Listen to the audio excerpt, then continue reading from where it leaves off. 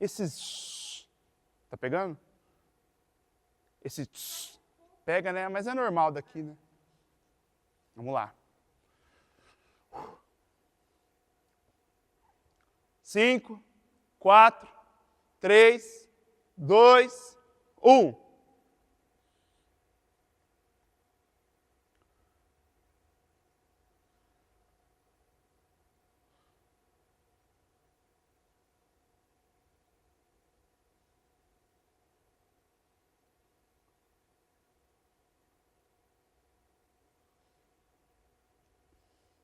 Isso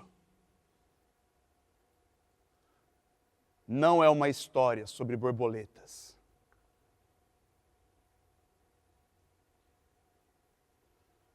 This is no a story about butterflies.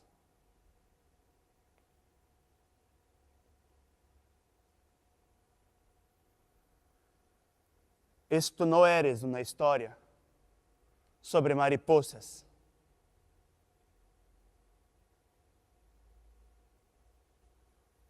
Chou no hanashi de wa nai.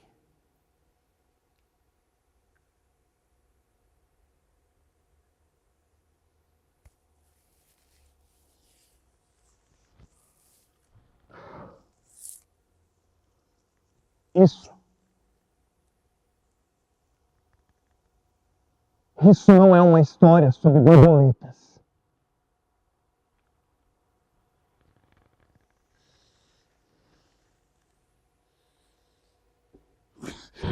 Alô? Oi? Sim? Tá tudo bem. Tá tudo bem sim. Eu tô aqui dentro. Tá tudo certo. Tá tudo trancado. As janelas, as portas. Tá até com uma tranca a mais. Tá tudo bem. E por aí, como tá? Isso. Fica trancada. Fica por aí. Não, eu peguei um pouco de comida, eu peguei um pouco de comida de lata, né? Porque era o que dava. Peguei água, um pouco de soro. Sim. Tá. Eu não vou sair. É melhor você não sair também. Fica tranquila. Tudo bem? Se cuida.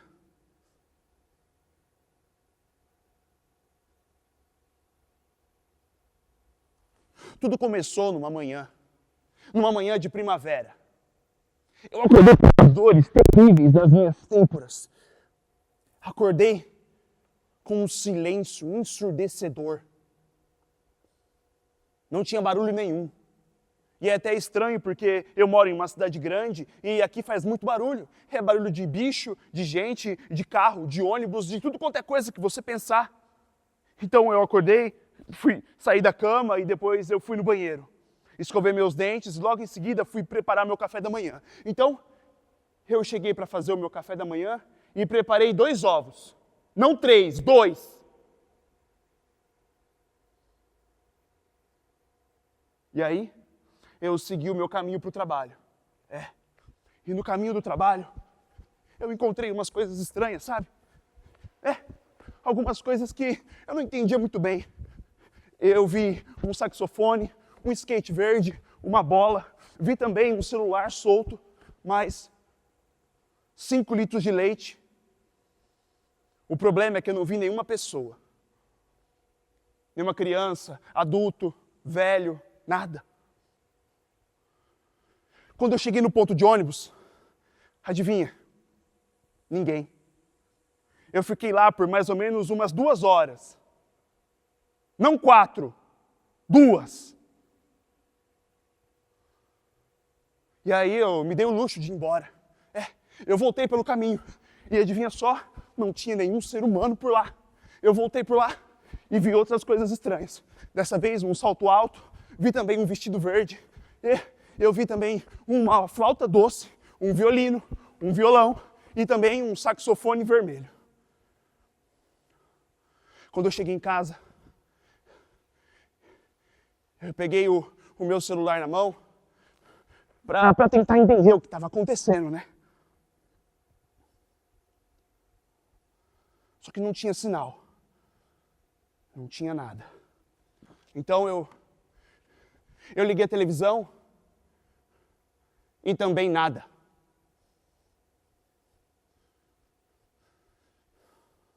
Então eu me lembrei que eu tinha um rádio. Um daqueles rádios antigos de pilha que a gente carrega no bolso. Até porque todo mundo carrega um rádio no bolso, né? Então eu peguei o meu rádio, sincronizei e escutei isso aqui.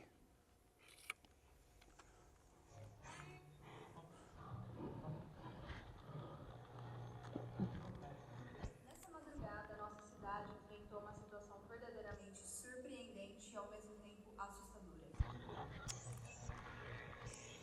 Uma nuvem de criaturas invadiu nossas ruas, lares, praças, parques, deixando todos perplexos com a sua presença invasiva.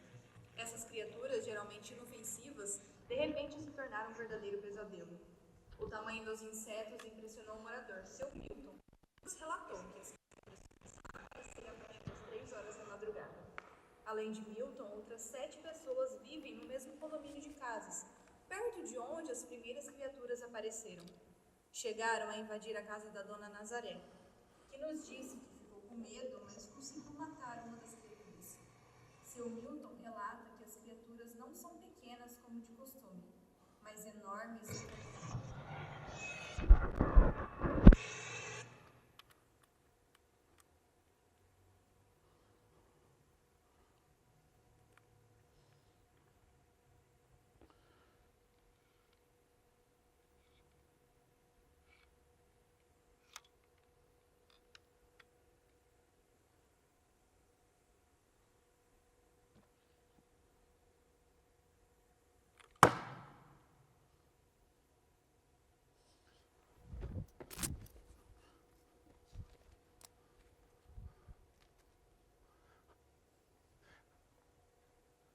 A nossa cidade, ela foi invadida. A nossa cidade, ela foi invadida por borboletas. Elas são grandes, coloridas, bonitas e carnívoras.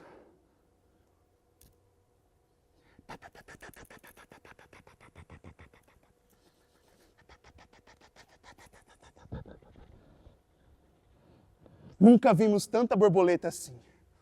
A cidade, ela ficou infestada. As árvores, os carros, as ruas, os telhados, as janelas, tudo ficou infestado de borboletinhas.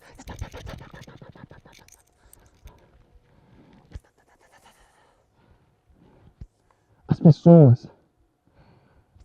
pessoas que se encontravam na rua durante o momento da invasão foram completamente devoradas.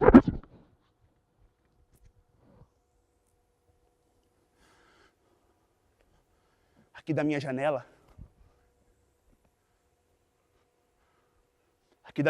eu consigo ver 2 esqueletos de homem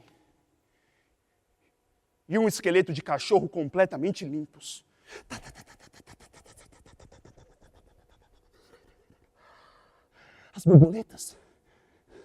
As borboletas elas começam comendo pelos olhos, depois as pálpebras, sobrancelha, nariz, depois elas descem para o lábio, boca, língua, céu da boca, papilas gustativas e, por último, as cordas vocais.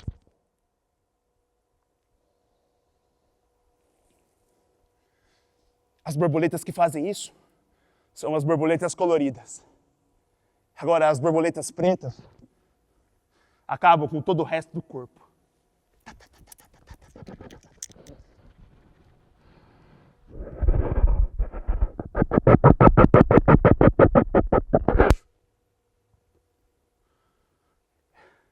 As ferinhas, elas se instalaram definitivamente entre nós.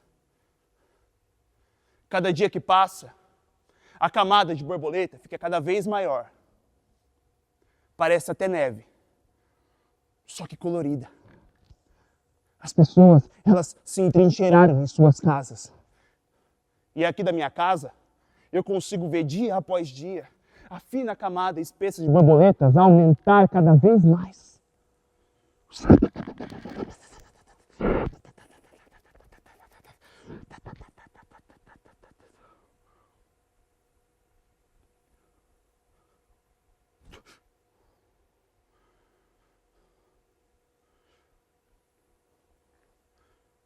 As Forças Armadas nada puderam fazer contra as borboletas.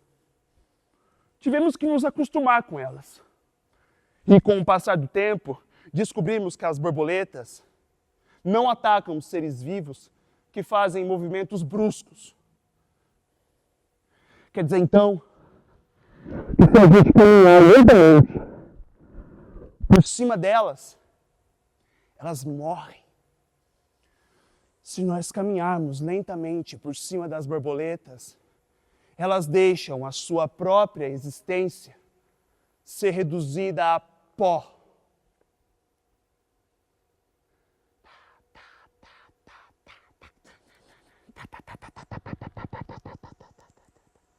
E por conta disso, o ritmo na cidade ficou bem lento, praticamente em câmera lenta. Para atravessar a rua, o general, ele gasta quase 1 hora. Para chegar ao café do outro lado da rua,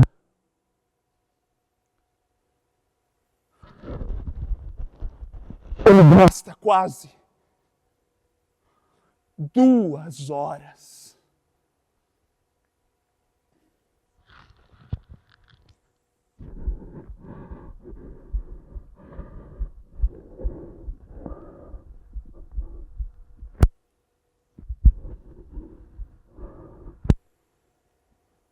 E por conta disso, por conta da desaceleração do pensamento, o ritmo de fala caiu para 1 palavra por dia.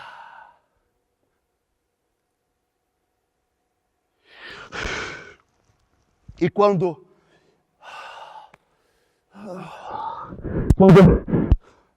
nós fazemos amor, o ritmo é muito lento.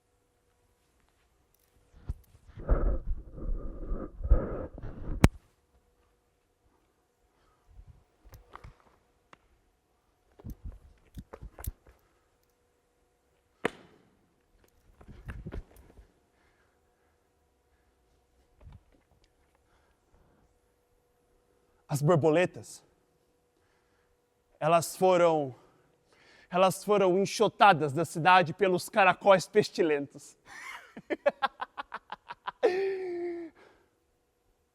Os caracóis, eles apareceram de todo canto, dos canais, dos bueiros, das raízes das árvores, do asfalto. Brotaram de tudo quanto é canto. Diferente das borboletas, os caracóis, eles não devoram os seres humanos, ou os seres vivos.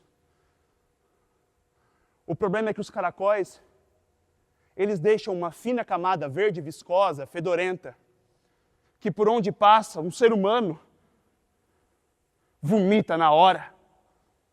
E o pior de tudo é que os caracóis, eles escalam as paredes e entram dentro das nossas casas. Os caracóis, eles são completamente invasivos. Shhh. Os caracóis são completamente invasivos. Quando você levanta da sua cama e vai colocar os seus chinelos, já tem um pouco de caracol lá, impedindo de você colocar o seu próprio sapato. Depois você vai para o seu banheiro e não consegue nem escovar os seus próprios dentes, pois ali na pia já tem um aglomerado de caracóis. Você levanta para se olhar no espelho e não consegue, pois já tem um aglomerado de caracóis prendendo totalmente a sua visão. Você não consegue fazer nada. Os caracóis estão por toda a parte. E tenho certeza que não sairão jamais. Quando você vai para a cozinha, não se pode mais esquentar água, leite ou até mesmo café, porque é certeza. É certeza que dentro de cada panela existe já uma família de caracol morando. Quando você vai cortar o seu próprio pão, dentro do miolo do pão já tem um pequeno caracol lá, morto, esmagado e quentinho. Não se pode mais nem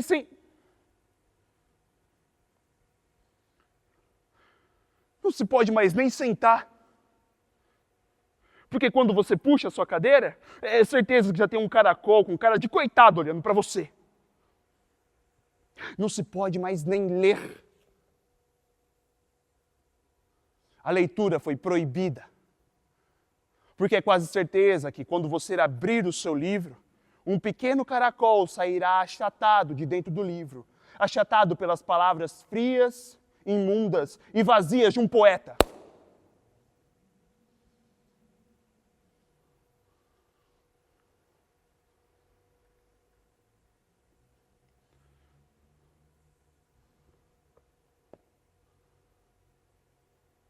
Os caracóis estão por toda parte. Não se pode mais saber as notícias. Você não sabe mais o que acontece no mundo. Por quê? Porque quando você vai comprar o seu jornal, é quase certeza que procurando algumas moedas no bolso, já tem um caracolzinho lá impedindo você de saber as notícias da sua cidade, do seu estado, do seu país ou, quiçá, do mundo. As pessoas comentam na rua que era melhor no tempo das borboletas. Você não consegue nem cumprimentar os seus amigos ou um conhecido na rua, porque é certeza de que quando você for cumprimentar, um pequeno caracol entrará igual um relâmpago dentro das duas palmas, impedindo o cumprimento. Algumas pessoas ainda conseguem sair para a rua, mas passam correndo o tempo todo, com medo de trombar algum caracol e vomitar. As pessoas que se submetem a isso, se submetem a um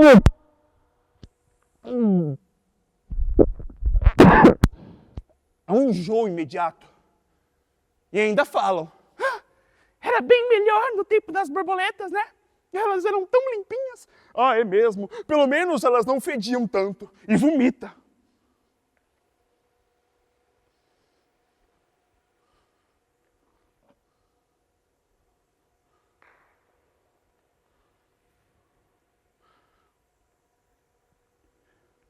A verdade é que, para sobreviver no tempo dos caracóis, primeiro é preciso se calar. Primeiro é preciso se calar. Qualquer palavra pode ser substituída na sua boca por um caracolzinho pestilento.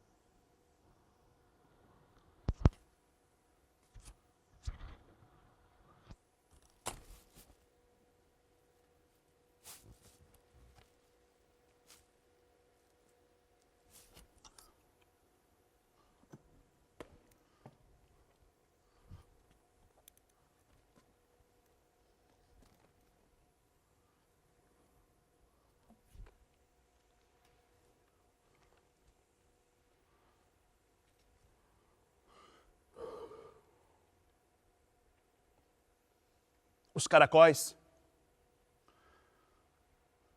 Os caracóis, eles foram enxotados da cidade por um animal difuso e confuso, cuja forma é de uma chuva inodora, uma chuva sem gotas, sem poças, uma chuva sem água. Logo as pessoas começaram a chamar esse animal de animal-chuva.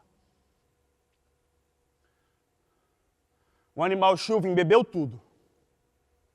As praças, as casas, as árvores, os animais, os bichos, os pássaros, as cobras, os seres humanos. O animal-chuva penetra dentro da carne de cada um, dentro da carne de cada pessoa. Ele está em tudo, em todas as partes, em todos os lados, caminhos e tudo. O animal-chuva, ele transforma a realidade em uma coisa que a gente não consegue entender. Veja só. É quase certeza que quando você for comer uma maçã, a maçã estará oca por dentro. As galinhas, elas botam ovos chocos, sem nada dentro.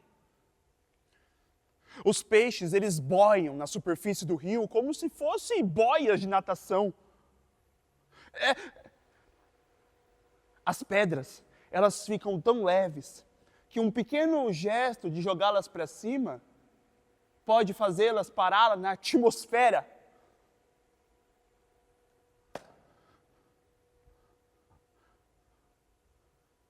Os cachorros, os pobres cachorros, os cachorros toda vez que latem, desmaiam, caem no chão durinhos, parecendo uma estátua. E aqueles que sobrevivem não têm mais o seu latido imponente.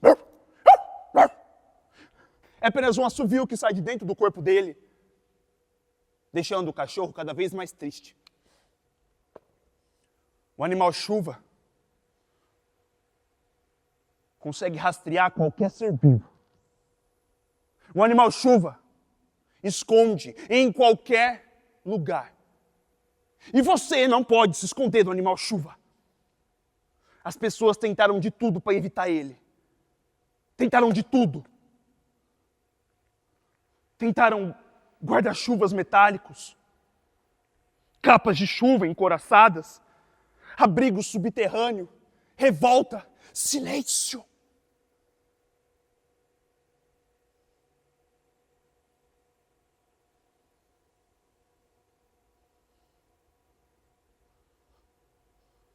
Mas nada deu certo. Agora, o animal-chuva, ele ataca o tempo. Ninguém sabe se é dia, se é noite, se está frio ou calor, se é inverno, verão ou outono. Ninguém sabe qual estação que nós estamos, ninguém sabe o dia do próprio aniversário, ninguém sabe aonde está. O animal-chuva ataca tudo, distorce a realidade. Ele só está empurrando ao vazio um conglomerado de homens vazios. E cada vez que passa, ele penetra cada vez mais na pele de cada ser humano. Porém agora, o animal-chuva evoluiu. Ele evoluiu. Agora o animal-chuva, ele fala. Ele fala com a gente. Não são coisas tão filosóficas ou interessantes, mas ele fala coisas do tipo: para, você não deve pensar nisso, chega, você está indo demais, desista, cara, isso também não faz alguma coisa acontece, vai, você não consegue levantar da cama, chega, eles vão pensar de você, você está perdido.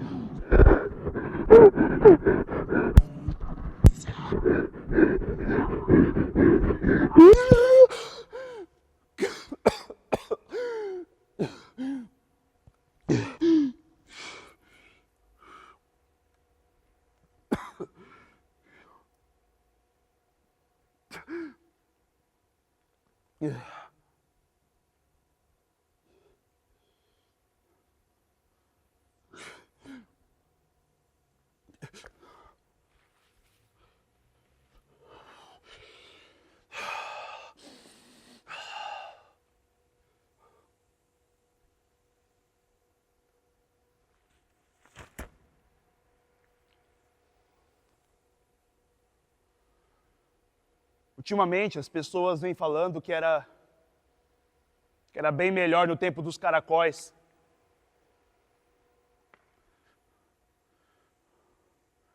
Eles pelo menos eram tão silenciosos.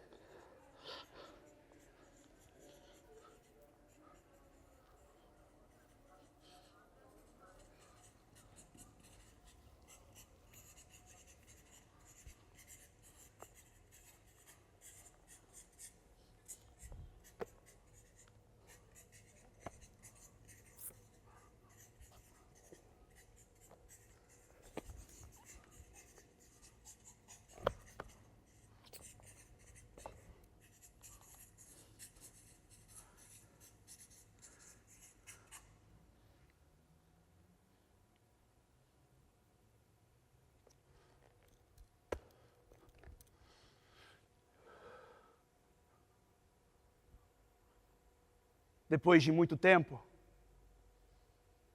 conseguimos derrotar o animal chuva.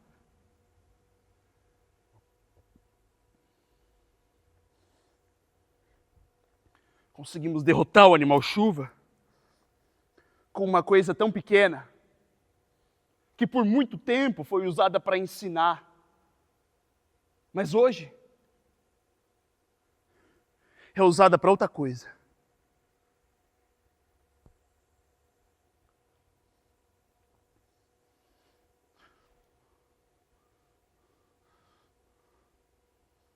Se quero ficar sozinho, eu paro, tiro do meu bolso um giz e traço um círculo à minha volta.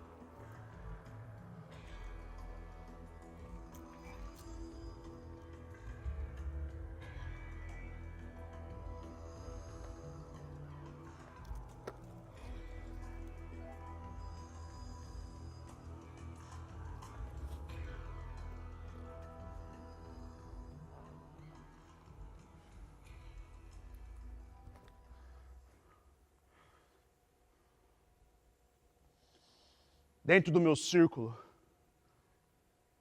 eu tenho a proteção total. Dentro do meu círculo, ninguém tem o direito ou o poder de me dirigir a palavra. Dentro do meu círculo, ninguém tem o direito ou o poder de me dirigir a palavra, de encostar em mim ou de me olhar por muito tempo. Aqui dentro do círculo, eu não escuto mais nada. Não escuto o mar, os pássaros.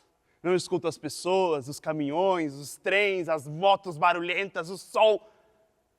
Eu não escuto mais um animal chuva.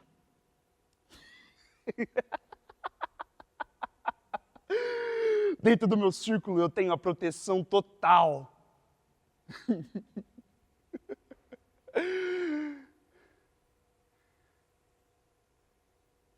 Se quero sair do meu círculo, é só eu estender a minha própria mão e cortar um pedaço dele.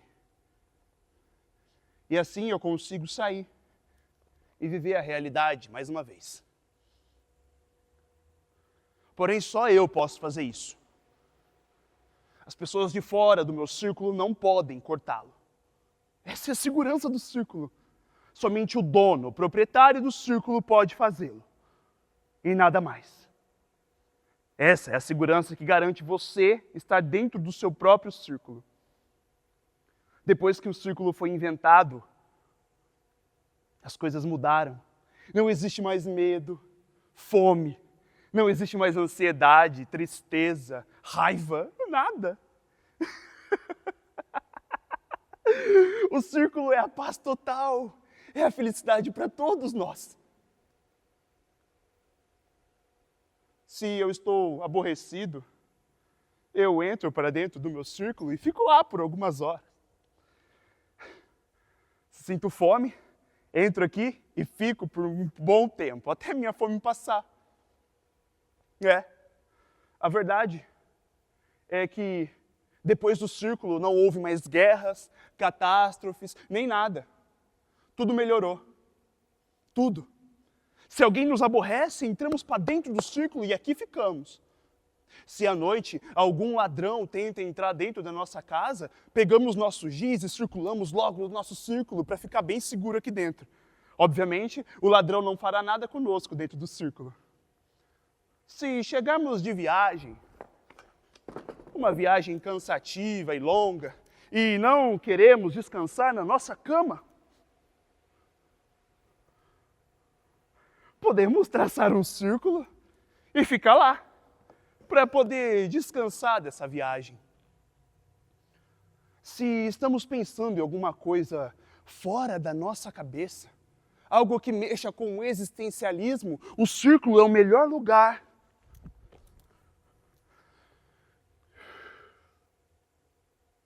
Para se meditar.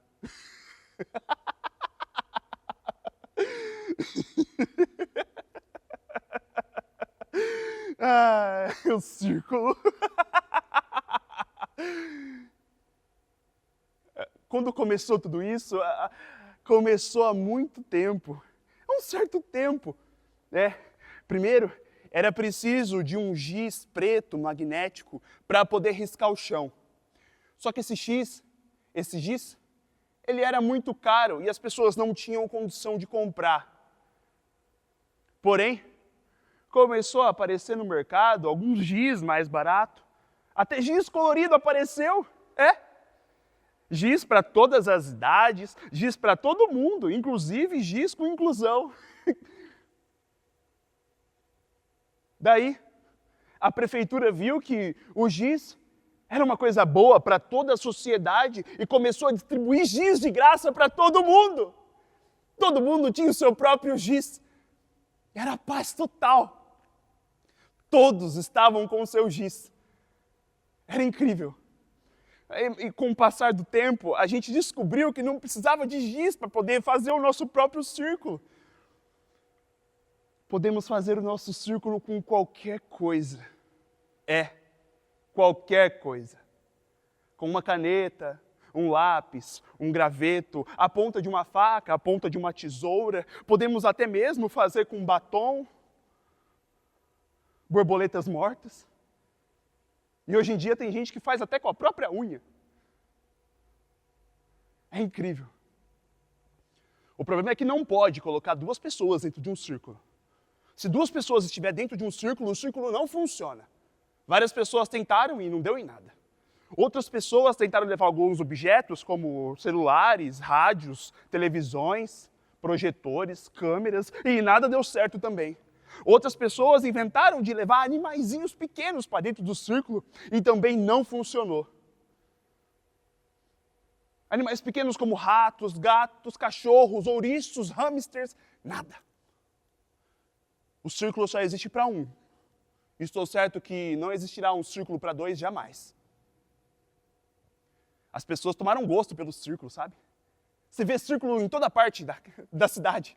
As pessoas costumam colocar os círculos nas filas de banco, lotéricas, supermercado, filas de estádio de futebol, cinema e até mesmo na rua. Outro dia eu estava andando na rua e eu vi uma senhora no meio da marginal com o seu próprio círculo. As pessoas respeitaram, desviaram com o carro e ela ficou lá por um bom tempo.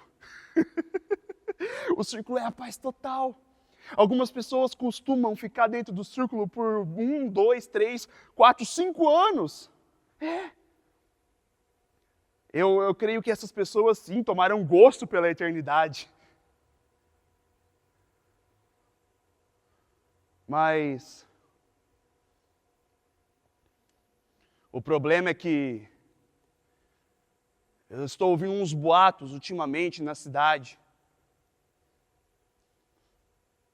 Algumas pessoas estão dizendo que o círculo, na verdade, é uma armadilha. Que ele esconde uma armadilha de nós. Algumas pessoas dizem que o círculo é, na verdade, uma prisão. Ouvi boatos na semana passada que algumas pessoas foram colocadas dentro dos seus próprios círculos, sem a sua própria vontade, e ficaram lá por 10, 15, 20 anos. Como se fossem prisioneiros.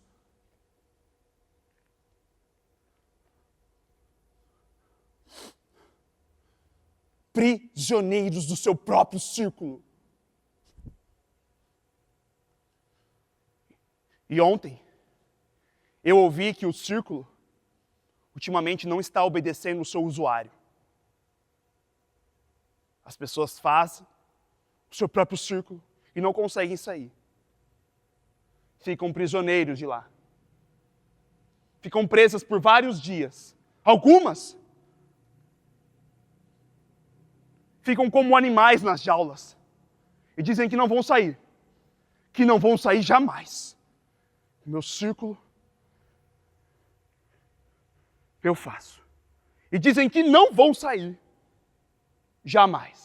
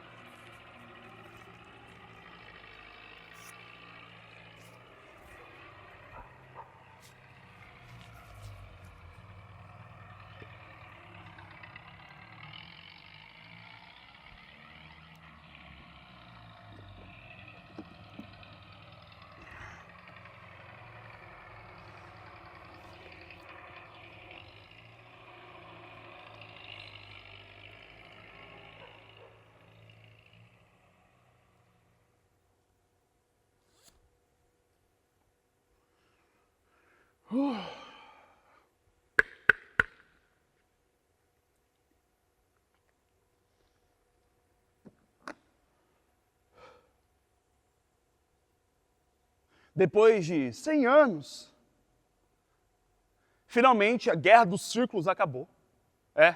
E agora, nós temos que recolher os corpos espalhados por aí. Tem muitos corpos espalhados por toda a superfície do país e do mundo. É por isso que inventaram uma máquina completamente estranha. A recolhedora enterradora. A recolhedora enterradora faz um trabalho muito limpo e muito seguro. Primeiro, ela identifica o corpo. Isso quer dizer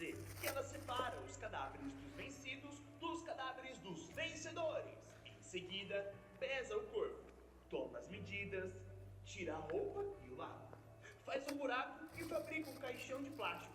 Feito isso, introduz o corpo no caixão e o caixão no buraco. Durante todo esse tempo, o alto-falante da máquina emite uma oração cujo conteúdo é cuidadosamente escolhido em função da religião do defunto. Depois de ter preenchido o buraco, a máquina enfia uma cruz ou uma pedra ou qualquer outro símbolo apropriado para marcar o túmulo. E finalmente, a máquina embrulha as roupas e manda de volta para a família. Sem contar que a máquina é inteiramente automática. Tem uma autonomia de algumas semanas. Adapta-se a todos os níveis de terreno. Mergulha nos rios e no mar. Percorre as florestas em zigue-zague e escala montanhas. Acredita que ela até pode voar e interceptar cadáveres aéreos? Pois é. Mas se por um acaso ela para de funcionar, o homem do conserto é avisado por uma mensagem de rádio que especifica a posição da máquina. Garanta já a sua máquina recolhedora e enterradora e fique livre dos cadáveres espalhados na sua cidade por conta da Guerra dos Círculos. Alô? Alô, tem alguém aí? Ei, seu otário, tá me ouvindo? Ei! Bom, tem uma máquina quebrada no quadrante 2, esquina com a Alameda 7. É melhor você ir pra lá, hein? Vai logo, seu otário! Câmbio desliga. Esse sou eu. Um consertador. E um otário também, né? Sou eu.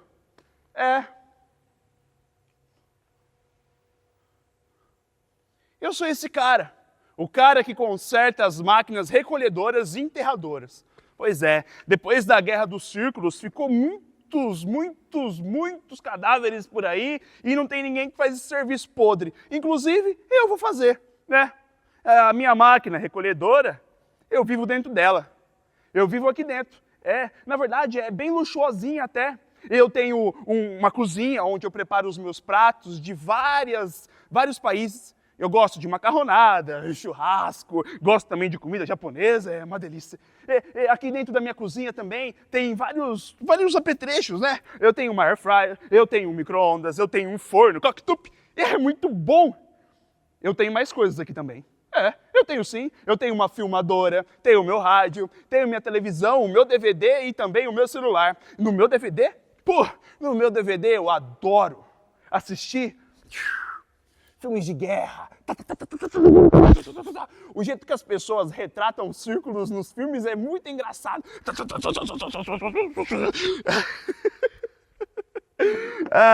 Eu fico aqui dentro, sabe? Fico aqui dentro esperando um sinal de SOS. Um sinal para que eu possa, sei lá, ir lá arrumar as máquinas que quebram nos quadrantes e tal.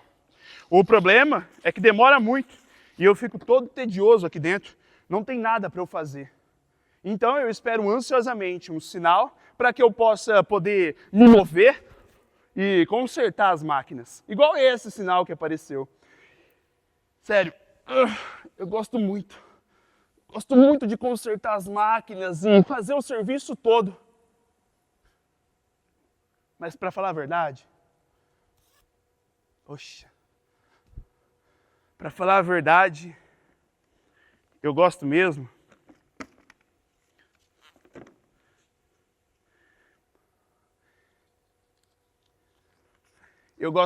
é de escrever poeminhas. Poemas. É verdade, eu gosto de escrever poemas. São poemas que eu escrevo ao decorrer das minhas viagens para poder consertar as máquinas, sabe? Eu escrevo vários poemas sobre a imensidão desse mundo. Por todas as paisagens que eu já passei com a minha máquina, eu escrevo até sobre os defuntos que eu acho. A imensidão do mundo é tão grande que eu tive que colocar num papel. Eu escrevo sobre tudo. É sério, sobre os pássaros, as árvores, sobre tudo. É engraçado demais essa necessidade que a gente tem com a arte de colocar as coisas para fora e demonstrar a vida de uma maneira diferente. No caso, eu gosto de demonstrar com papel e caneta. Eu escrevo bastante coisa, para falar a verdade. Eu gosto de escrever. Escrevo de tudo. Pássaros, árvores, arco-íris, música, escrevo sobre os mares, os rios, escrevo sobre as montanhas grandiosas. As montanhas. Dizem que há 100 anos atrás as pessoas ficavam nos seus círculos em cima das montanhas. Eu não sei como elas não caíam de lá, mas eu já capturei alguns cadáveres por lá também. O problema é que os cadáveres estão lá, secos e podres, na mesma posição de sempre. E eu tenho que fazer todo o trabalho que a máquina recolhedora, enterradora permite, né? O problema é que não tem ninguém para ler os meus poeminhas. Eu tenho mais de 1000 poemas escritos sobre tudo. É sério. Eu gosto tanto de escrever que eu já escrevi sobre tudo que você pensar.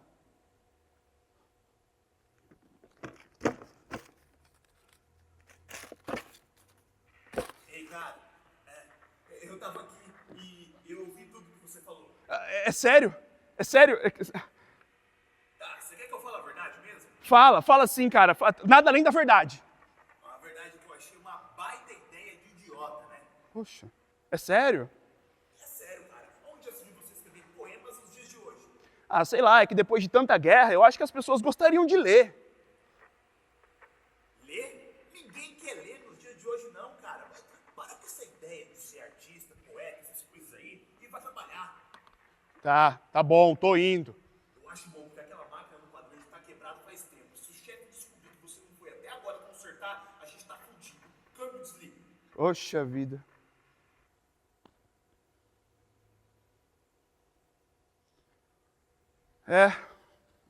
É complicado.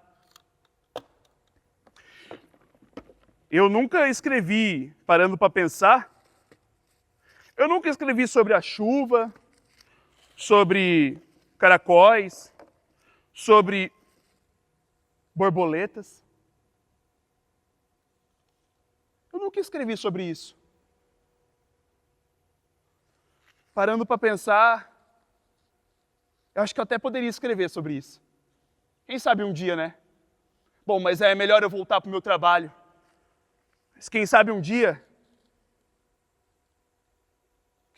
eu não escrevo uma história sobre borboletas.